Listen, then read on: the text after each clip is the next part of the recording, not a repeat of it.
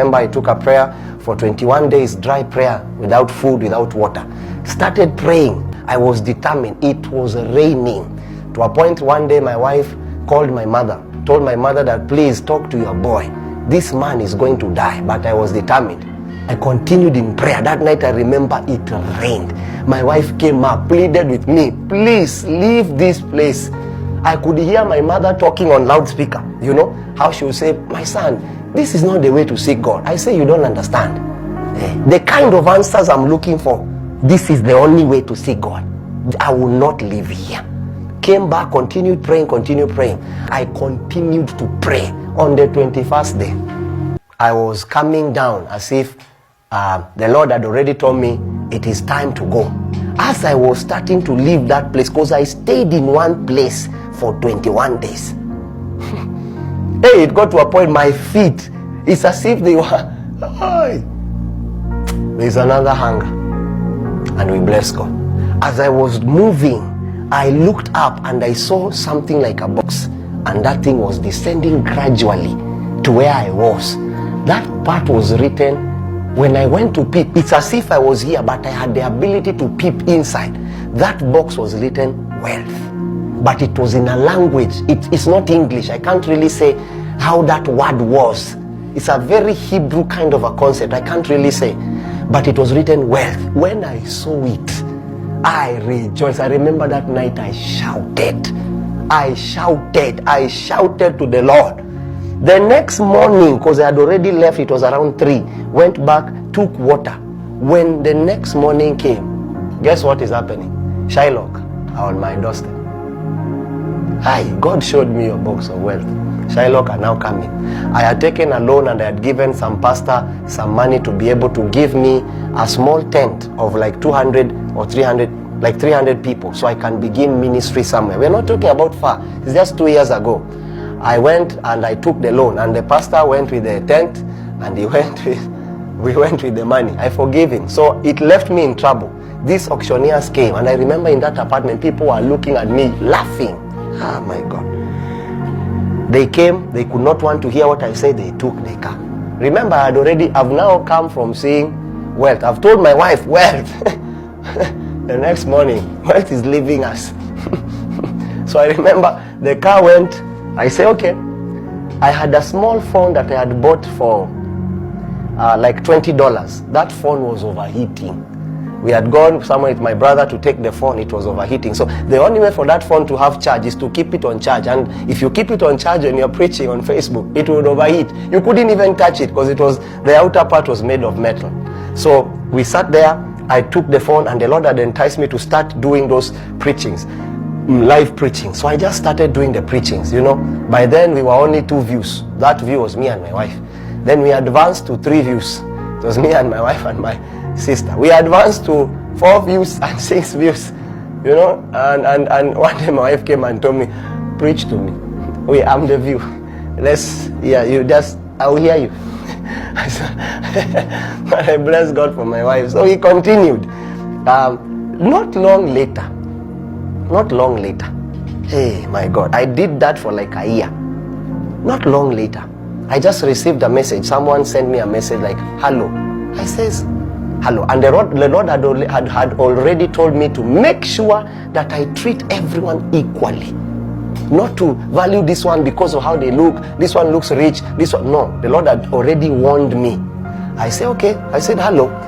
The person told me I'm so and so, and I'm over 80 years of age, because I had already called for 5 days. We would do 5 days prayer, dry prayer and fasting, 3 days dry prayer and fasting, and the thing was growing on Facebook. So the lady told me, I want you to know that I'm so and so from this place. I had never even heard of that place. And at that particular time, I want you to know that every time you're calling for fasting, I am part of those people that fast with you. We fast with you. She didn't say anything else. I say, glory to God. We bless the Lord.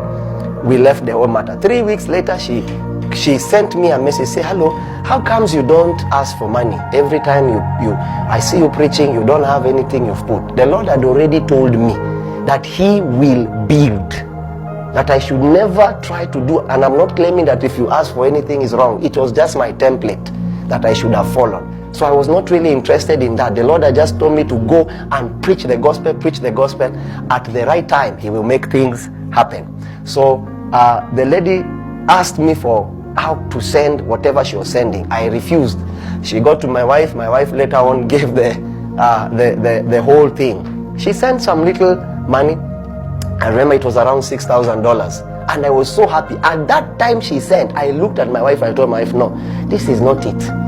This is not the box I saw. Because that box I saw, I even knew how much it was going to be. I said, okay, God bless you. I took the little I had, went and removed my car. At least now we had a car by then to be using around. It was a small red VW. Then the rest I had already built in my house. We had moved to a place where the sitting room area, I had made it a church. You know, and now I had given my wife the 2 bedrooms there, and they would do their things there. So the sitting room area was now the place I had done what I had done, you know. So put all the money there, the little that was remaining, we put it there, paid a little bit for my children at that particular moment. Long story short, as I continued to do the thing I was doing, another person said, hello. I said hello, and I could receive many people saying, hi, pray for me. I would pray for them. The person told me, there is this verse I don't understand, please help me. I would take time, like an hour, praying for that person and teaching that person. This is the essence of the word. Be a person of the word. Pray, take fastings, take what? I didn't know. So the lady later on told me, I am so and so, and I'm calling because there's something I need you to help me with. I say, okay, what can I help you with? She had asked and she told me, before that, please give me an account number that if at any one point I want to deposit $1 or $2, that was the statement, $1 or $2, I can always come. I say, okay, this God did not tell me. So got again that, and she managed to get. 2-3 weeks later from there, I receive a phone call. I say, hello, how are you? You're fine. I'm so and so. I'm calling you as the manager of the bank that you bank with. I say, okay, are you okay? I thought it was this thing where people are called to be conned. This one, in our country, we have a lot of them, where you have won, even things you have not participated in, you win. You know, Tazama, whatever, money, what. So the person told me, we need to see you. I says, okay, let me come. We went. When we got there, they started interrogating me. I didn't understand the interrogation. Started telling me, who are you? I said, this is who I am. Who knows you? They told me to open my Facebook and all those things I would open. And then the person told me, are you sponsoring anything that is illegal? Are you doing any illegal business? I says, what do you mean I'm doing illegal business? I'm a pastor. You can check my social media. I'm a pastor. Is there any problem? He said, you are not aware of anything. I say, no, I'm not aware. The person say, okay. The way you'd go to the teller, and they normally turn the computer if they want you to see something. The person turned the computer. Hey. You know, I had to go and wash my face and came back. I say, is this my account? I can see the name is me, John C. W. But the problem is the balance on that account. I even asked the person, did you confuse and put, please, I don't want problem.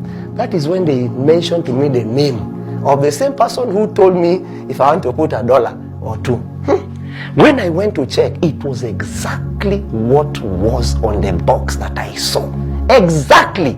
It is those things that you sleep this way, you wake up that way. They froze my account for 3 weeks. Every time calling me, my phone was tapped by intelligence. They wanted to know who I'm calling. So one day I went to them. I said, please, even if you stop my account, give me the little, just the little that I had. It was like $1,000. Let me just remove that. My children, I need to pay. They said, no, we are freezing. They froze the whole account, sir. They asked me to find out who those people are. I gave them the number. They called those people. Those people told them that we are so and so, we come from this family, we had sold this and this and this, and we wanted to do this for this man of God. They said, do you know him? How can you do that to that person? How can you send it to... They now wanted to sabotage the whole matter, to look as if... I remember someone had sent the person a message that Africans are liars. Hey! I say, okay.